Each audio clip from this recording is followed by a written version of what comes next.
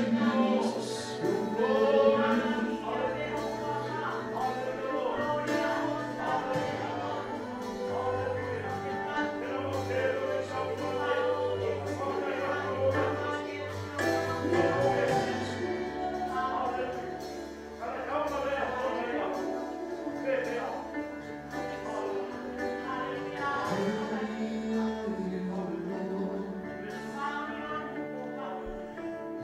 name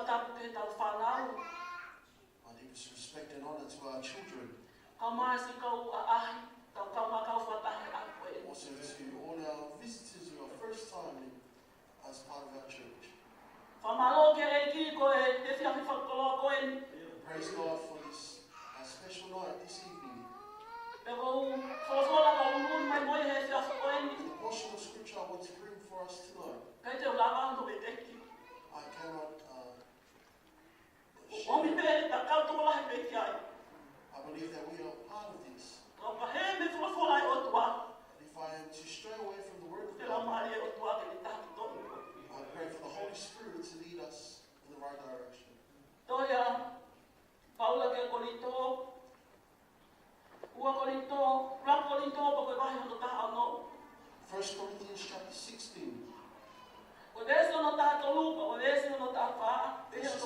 and 14 it says,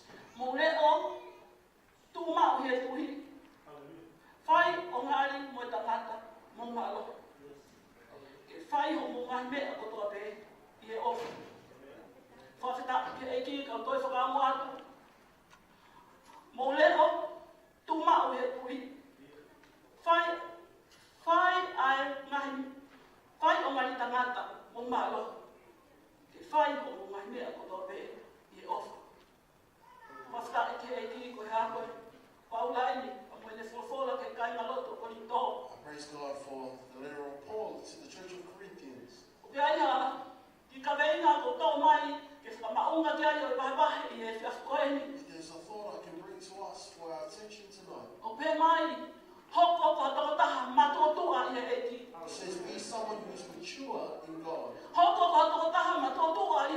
It says to be someone mature in God.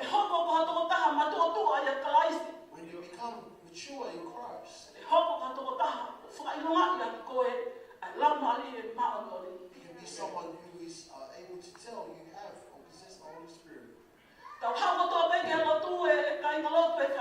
You all come to church tonight. And we count ourselves as part of this congregation. We count ourselves as Christians. Paul says, thank God for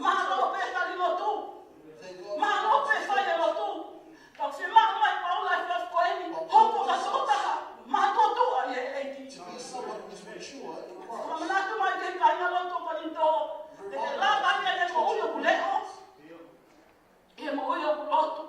In a life that is spiritual,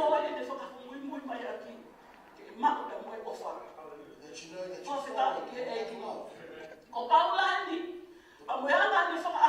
Apostle Paul in his purpose.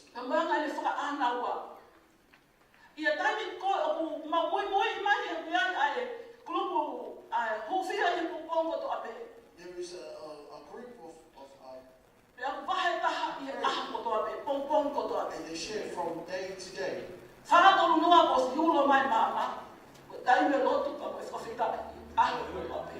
And every morning at 4:30 there is a group that prays.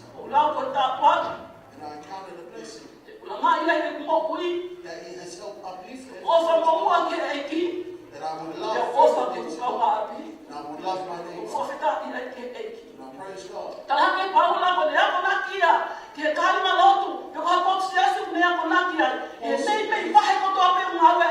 In every chapter that Paul writes, he encourages each church. Notice how Paul always says, seek God or move to Him. He will show you and things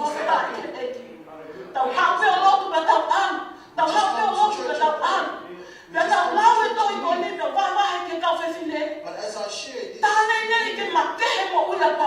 this is why as he moves God showed Paul that he showed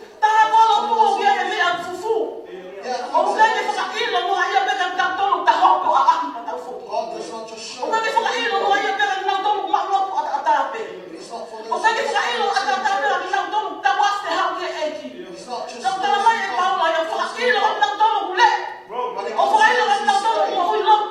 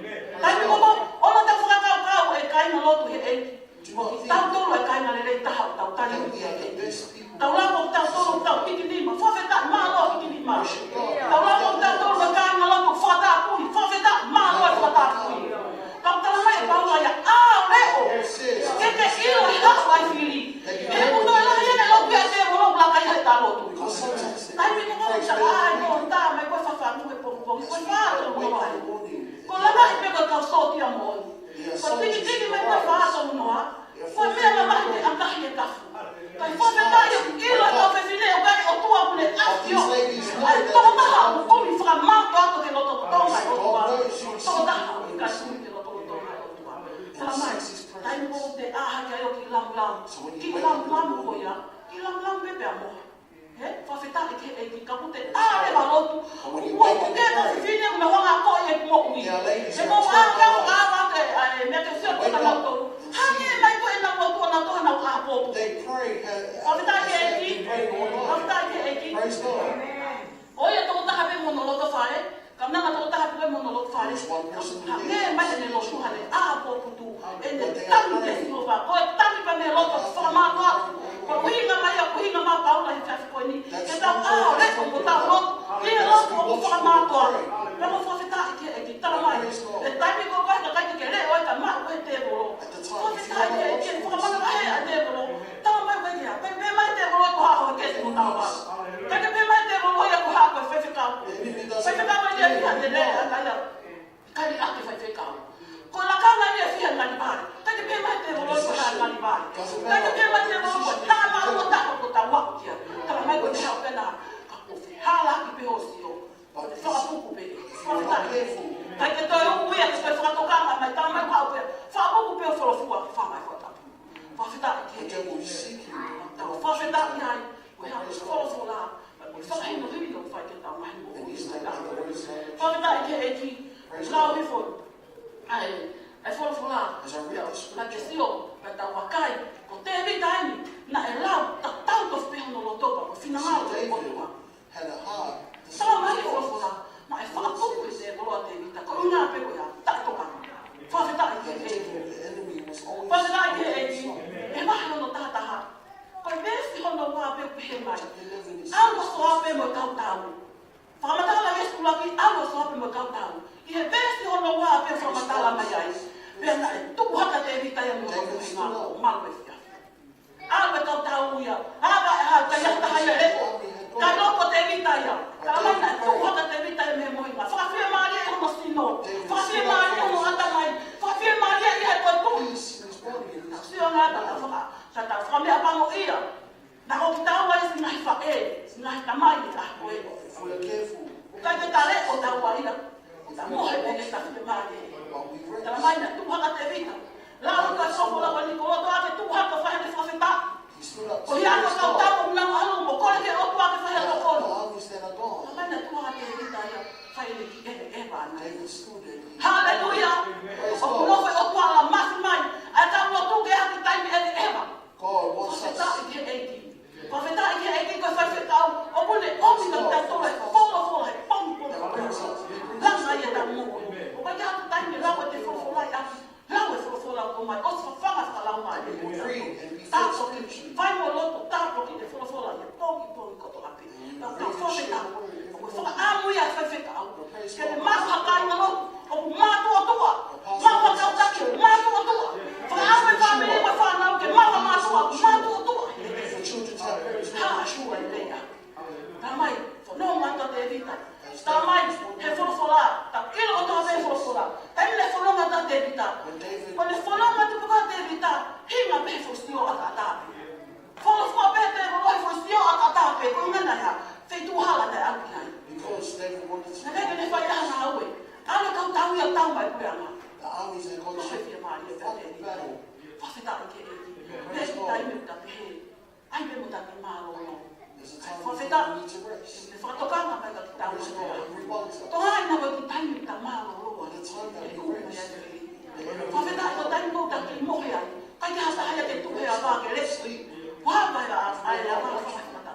Whia maa whakau karistiane te tuhe a wā. Tuhe e whare o tamai. Ke la tuhe e whare o tamai. Ke la tuhe e kautaki. Ke la tuhe e kuate. Ke la tuhe e... I don't have to do it, ma. Get up here, that you or you. I like the past man go to a prophet up and praise God. Get a sleepy. Who are not? He's grace. Now we're going to follow on, but I hope. Hit me up, I beg it more. Even from about. But more we are. Time like I told my mind. I prophet up against you. O que é for follow que eu não na mãe. Eu que é para falar que não mais com mim. Tu que eu não. Hoje é worship God. When I come from work,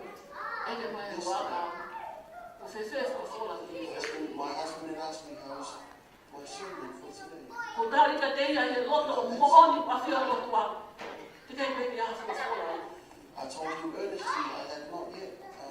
O lue o ne poe fo le kawe o longo noa. I had gone in my workplace. O lue ne po ka keki. Last night I said, O Lord, fo fola ia ko ni. O mai o ki kai peke o mo ia o. O fa fie mai e ke te aku. the word that you have given me, God, I feel is not How the the army? right word. O whanonga hale ngā wē whoki mai te api. And I come O from ose hipa, te nei peke o ngoi ka hau, o whawhia maari e whawhola. I had not yet felt at right with the word O of tō tuha God. ke pē, whawhanga whawhola. Aku te nai whawhola. I've gone to many different O portions ngoi of pe mai scripture. kia whawhola e whawhia maari. I feel that there is no Tau word tō, that is wrong. whare o whatau lo. And Kai mi koe pe nai minite ta anima po he. in 15 minutes Wa I was aha, sleeping. o me e ke whika o koe. God gave me O this. kai ka whawhola e whawhia maari e ke te koe. Ka koe whawhola, te uta laki e whawhola, ka koe mea, o ke whahanga wa. Hakia e se kai o eiki. O whawheta ki e eiki. Hau e e afkoni o loto tala mo fua. Comes tonight as Whakakato, whawhola e o tua. to share the word of God. E he ua e whikau tala pai paula ko tau tonu. The second, Tu mao e Paul he tells tui. us, Whawheta stand e ki e firm in eiki. the Lord. Tu mao e he tui.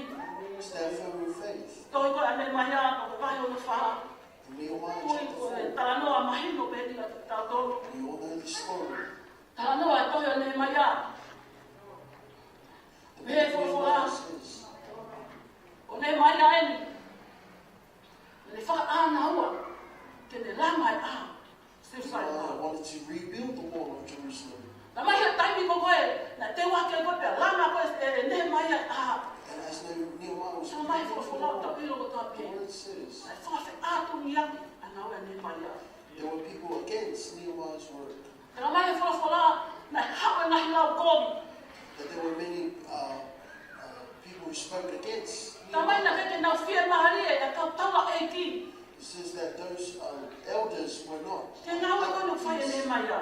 with the work that Nehemiah was doing. Ka mai na he mo ki tamai o eki ko tō pai a. Tara mai e ki tamai o eki ko ni. Nā mo fo kisi ke lua lua he amaka. E holope ki nā.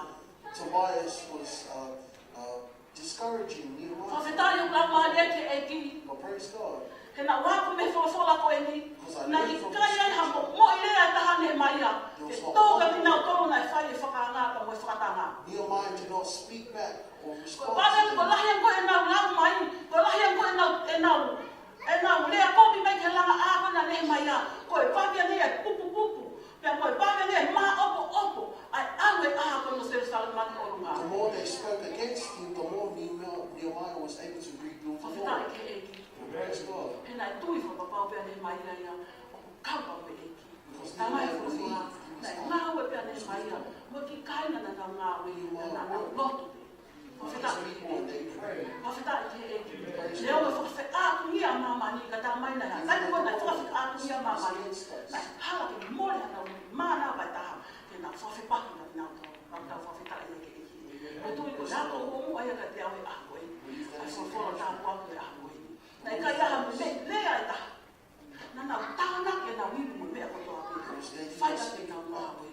Whawhetai ke eki tala mai. Ko ki whalakunga wakaini. O pai puha wakaina e toko laha. People, they were many of Nā them. nau loto taha. Whawhetai ke eki. Haleluia. Nā nau loto taha pe. Tala mai na ea o are area. Nā nau wa o are area.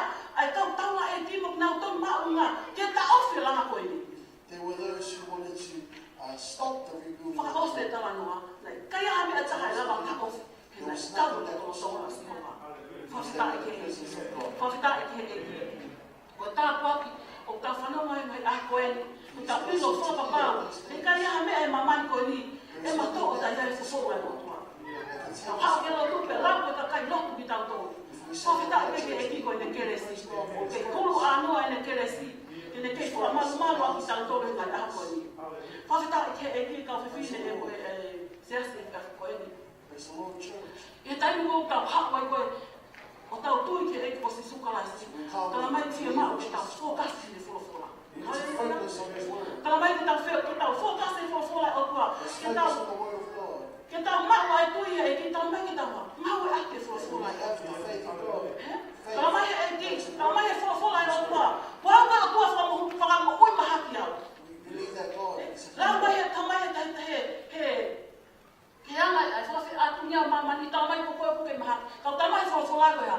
Ko ko to fa mo maha. But the word says that God Ka ni mo kita ma ka kai toi kita ke fa fa la o. Ha me ka ni fa no wa mama ni.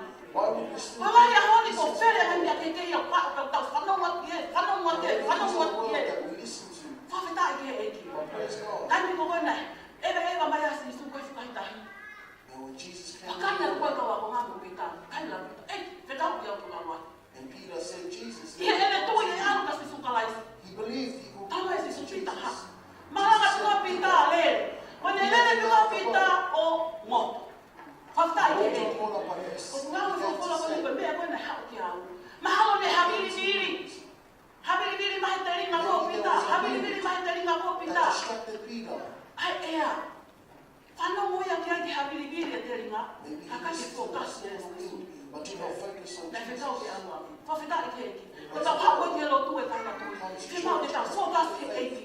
O ke ta to he ai ke to ha focus that. Oh. Fano mo ta ke ko me Let's ko. not focus on things that are O earth. ka wa fe fe ka o ka. O ka wa se ke ri tari na ke fano tu ka o ka. O ka wa ta ku a te ka ha. Or that we Fa think feta ai ke e ki. going around. Tama ni te ha. Te ta moto. He na moto a pita ko ha. Ma to. Ene focus ka me e ko su ka. Tama ni si su kwa ko tu ai fa mo ui iyo ko tu ai fa mo ui. Tama ni si su kwa ko tu ai mana iyo ko tu ai mana. Fa feta ke e ki he ta wa ke ta mai. O ku kanya ya me ta. E ta ma la. Ki fu fonga me e ko su ka lai. So there is nothing Fa feta ke e ki. Ya ko le kere si. Hulu wa anu abe. Sai mo na solo nga toi. Amele ka mo ne fo hina lolo. Ano ta mere ko ne focus ne anu pe ka sisu. Ala tu ka mere ya. Mo ne hina lolo tamai na ya na ne fo fo ai ne hina lolo. when with his Kai mo ne fo fo ai na anu pe mere ya mo ne amana ko fo ki ko toa. she went. Pa feta ke e anu mere ko amana ko fo ki ko toa. Kai mo na na ko mere ko mo ne fo hina fo ai. No tonga tau to ka wa ko mo na fa no mo ki ta no asisu. Ko na se ma ko ta ko ke to ba me e ki. Na mo hila ko se ta fe lolo. Ko lolo ko ni pa mala. Ko lolo ko ni ka ta si la. Kaya na mo focus na to e ko si They did not focus on Jesus. kana focus na to fo ina lolo amere. They focused on Ta me na focus ina lolo amere ko na ina lolo. Kai fo feta ko ta no ya ta mo ke e ki. Ta na mai focus pe amere e ko si su ko la ta na ya. they focus on Fo hai Jesus. ina lolo. Na ne fo fo. Maha ko to amere e ko si su ko la. She poured the sense Pepe ta mo ko to ko ni fa ko ni. What about us tonight? Pepe mo to ko mo pa kai ma e ya pa mo ya. What about those who are watching with us? Ko ta ka o ke e ki ta mai me. Ha ko pe ko singa. We come with Ta our ka fo fo ke e ki ko ta o ko singa ai. Ta la ke e ki ko ki ta ton ko to ape. Tell God, this is all. Ta ke te ha mere fa no me ke ta la no ai ka wa ko ma ka ta Like la no we ai not fa ni. here. Ke te ha mere ko ne te fa no ta la no. Nai ha pe mere ko ne fo ka so e ko si su ka la. Fa a ku me ke ta ka ko pe e ki ma ya. Let us come to How can I tell you? Never not to give for the department. Never not to give for focus ko e ko si su ka sa ka. Tele hiki ko e tai to to. Ka te tai ke e si ka fili. Ka lo tu i fa ko e. Fa a na wa mai a pa na. Ke ta ho. Ma to to. Paul wanted Ma lo pe fa e o ku e to ka mai. O ke ta pa ya pe a mai langi. O hu pe te ka ka ma. Ta pa. Ta na to pe na wa fa e na ma no e. only those So who feta wanted ke to me. move on. O tai me ne te tau hako peta toke lo tu. Focus pe e ko se suka. Let us focus on Ko feta ke e ki ko e. Tala no ta tuaki. Ai tala no ko fe fine Samaria. Pe he fe fine Samaria ta ni na ha wa ko ke e ki. Tala mai na fakatanga. Ta wi lo to ape. Na fakatanga. Na tuli ke la. Na e ko mi. Ko feta ke e ki. spoken Ai against. hako pe fe fine. Even though ko se suka lai se ko ia mo to lo fa ka sta le na tala. Hango. Ko au mai ba ya. Fa na o ke ri fa ko ni. Fa feta ko tani fe fine ko ni ko tani na tani sa se suka lai. Tala mai na beli tati te fe fine ya fe mo tina pe e kia. Beli tati te fe mo tina pe e kia. E na fa amo e kia ke he o fe fine ko ni ke tunga ma ko toa. Mune fa amo mai ke ha ke fa le ta mai na ya ko ni. Tala ni fe fine ko ni e. Kai mo foi pe. Ai ku he mo mo to. Hallelujah na ya. Tali na fa amo ke asisu. Ke o ke fe fine ya na tali ma ko toa. O ha mo ya ke e ko si so ka lai. Ka fe fine. Ko ya mai le ta fa amo.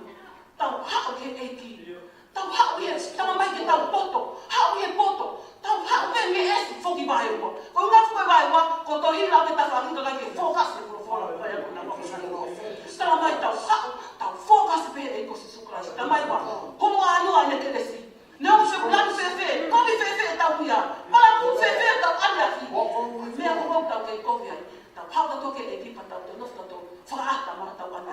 Whakaata mga tau ane. Hatu pe pe o tau ane. Tau mai ku tanu atu e mui. Tau haka so tau tau tōwha tau sukalais. Ua o tata ai kolosi. Hena i fōkas pe eki e kosi sukalaisi. E kolosi. Leo mai ngari vare. Leo mai tao. Leo mai hoka tao i. Leo mai anu hira. Na kapea. Na whakawheu. Ka te mai na. Na fōkas pe. Whakamama. Ke whekau na whekau e te tamai. Atu ngā mai. Whakakakato ai nā ue koia. Pena hape e kosi sukalaisi nei tau mea ke mate. Ko ngā koia. Ke whakakakato ai nā ue nei te mate. Whakakakato. Whewhea ke nā ue a koe ni. Ana ua mai e te mai o eki ke whakakakato e whatongi a koe. Hola tō tahani a koe. Ana ua mai te mai o eki ke whakakakato e whatongi a koe. Kumi uhinga. Ana ua mai te mai o eki ko ki tatau tō pēia. Kei ke pehe ko hao au he. Ia a koe ni. Whawhetai. Ko ngā koe ne wholofola. Ke whulupe. Tara mai koe hao. Ha oinu. He uha. Hulu a noa. Ha oinu e ha. Inu he tōko nai tawhe. Tawhe he. Tawhe he mosu ko kāraware. Kai kai maui ha whai tū e tōko ko ia. Matu pehe ko tolo tonga o Sihova. Whawhetaki ai ke eki. Whawhetaki ke eki. Tara mai ko taimi ko koe. Nai tari asi suke whine ke nani. Anu kua whamo ui koe o tui. Tara mai he momereki me ko ia. Nai whamo ui a te tari koe. Ka whine i. Lau e wholofolapa ko lau koe. Tō taha momo ui au. Whai o tō ai whamo ui ka. Kai kai ngā kai mo ui. Taimu lahi tōna o nau e mo ui ia. Taimu lahi tōna hongo e la kaya. Ka u kei whana mai a eki o ana ngā mai a se koe. Ai au na whakamo ui ai koe me te ai mate. Ai au na whakatuku ai koe te tūke o runga. Whawhetaki ke eki. Nau whehui ke eki. Pau peu pehe o aunga. Whamo ui au. Pau kai taha aunga na whamamani. Awe ke aku ke tete. Kai whawhetaki. Tani loko eki. Pana me whakamo ui ka kato au. Pana me te sapo ki te kia ue whanau. Hāia mea ke tau toi whewheho i wha. Kaina. Ko mo tamotu mai koe nā mo meta mai a taha. Mo iro na tāpake eki ko mo. Haka mea tau te hawa mui ati mamani. Mai ko mamani e nia whanu whiri whanu whakatau. Hola pe ke whare o me ke ha. Ha ke aki ia e tau mo ui. Tau whawhetaki ke eki. Ko hea koe. Wholofola. Koe ne wholofola. Tau whara mālo ai. E tohe koa whamatala me hau koko. Koe mahi wha. Rafa matala me hau koko. Mahi wha. Veso nui rafa me veso na ufulu. Utala noa ai ka sepesi. Mo ilo ko toa pe ko sepesi. Na o hino no whakahono. Whakahingoa he ne wha e ko sepesi. He koe whanau i he mamaha. Tupu hake ta mai o eki koe ni. Kai te toi aha ha. Kai te toi ai ha. Tamu are rei. He koe moha koe hingoa. Koe hui pese pesi. Nai whanau i koe he mama. Koe hui ngana whaingoa le whae. Whanau i he mama. Mai nai whanonga mase pesi. Whanonga mase pesi. Kumi ke tāpaki. Kumi ke eki. Whanonga he lotu. Kai whanonga pese pesi. Tala mai. Nai loto se pesi. Otua. Tau mai a. Ke tāpaki o nia. Ko ke heni e fiaf koe. Ke te maki mani lea o tua. Ko se pesi. Ko se tawake o tua. Nai kai kore pese pesi ha mea tahi. Lau e whakawhala koe. Ta mai na lahi mea na kore se pesi. Kawai o tua. Tau mai a. Ki te tāpoki i monia. Ana hau ai o tau moto. Ia iso tau mai whamiri. Puke. Ia i ngai mahat whakaistino. Ia i tau mai whia mahu i piri koe whakahai. Tau mai nai ha. Ko se pesi e ni. Nai whakawhetau laki e eki. Kene ngai whia mahu o toa. E au tau whawhetau i ai ke eki. Whamalo ke eki kau whiwi e. Sea se e whia koe ni. Ko ne tāpoki. Hulu anua. Amai na hako me tau e whanonu. Peta who. Hako me tau whanonu peta who. Whakatau naua ma paulana. O rei whaina. Mā tuka. O whi mau. Hako se e ni e karistiane. O se ne taku mo taku. Mo ta kei pehea. Hao kau ma losi. O se te tau ko pau kau taftafi. O se te tau. Hao kau taftafi. Hiko vea ni pau au ko wapi. Hanga e whakawhala ko ia te palo ki te mo ui. O kukai koe mātua tu ai a whaamu ma paula ki te haki. Ko paula nia ne ke ki ai a pia ko tau taku ki anu ki ai. Ko paula nia ne ke ki hangai tohi ke ne lau. Ke mau mi ai hangai whaka ai ai. Ko paula ni nai hau. Na tāki pewa paula ai hala tanga. Tari e nana. Ala paula na kai ke na mai le ala paula mola mola moi ba ke me a ko to pe e fa to kanga fa ma ke e ki ke fa ka ka pe ta fo se ta ke e ki amu mai e ki ka ta mai ka ko fa ka ka ya ni na nga we to ke ma ke ya fa ka ka ya na nga we fa amu ka paula fai aku tak kos dah. Ngai ngawe aku mai dia paula. Kita fai aku ai ofa. Hak ngai ka ai singai lau mai tau tuk noa. Hak ngai lau mai kai kita tok ngah. Kau tak mai paula. Fai dia ko to be fai dia ofa. Kena fu ofa mai kita to. Tau lau panu, tau lau ta kuat ke ta.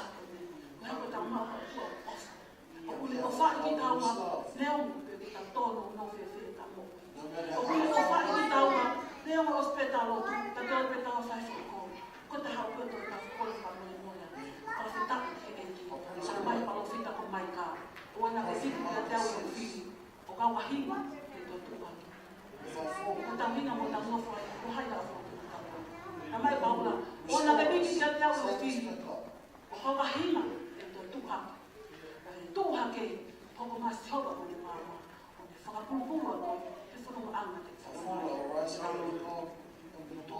Maaf mau fakar malu kita.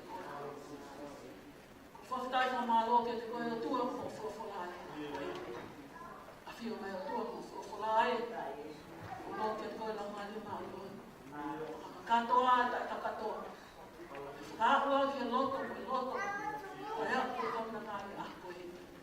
Lele lang foki for teu ma ke afuna e tau fe pa ko fa Christ ma fa mo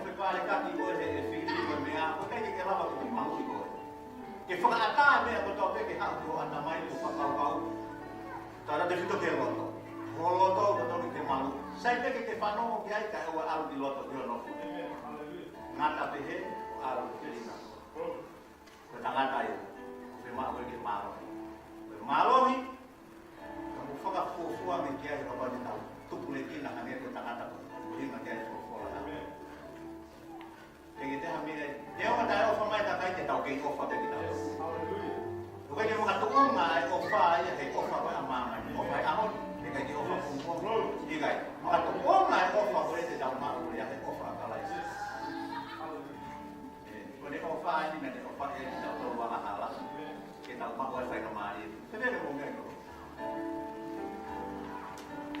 no be fai ni ma ne ko ba ke ma ma lo tu e te ni ke to na tu ko ata ke ko ata o ri ka ka wa pe ha ha ke ma lo ko ne ni ka o ga ne ni ko ke ni ka lo ko ke ma mi ni ka wa pe ha pe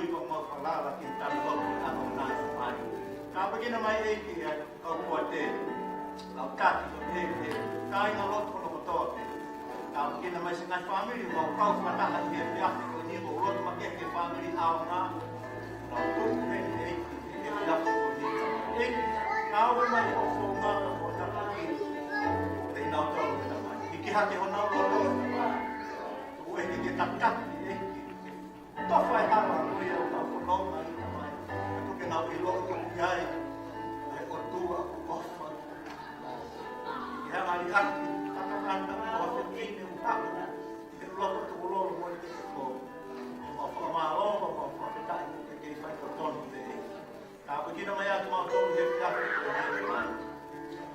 ko ka da na ma ro in ko be wa fa si su mai si amen and amen hallelujah aro pito ko ki pa ha ma be ko ki ko tai de Sunday school kata ana wa ki ko tai de to ko ni ya ke na o ke na se ni ke ta ko ni lang lang ya de wa amen hallelujah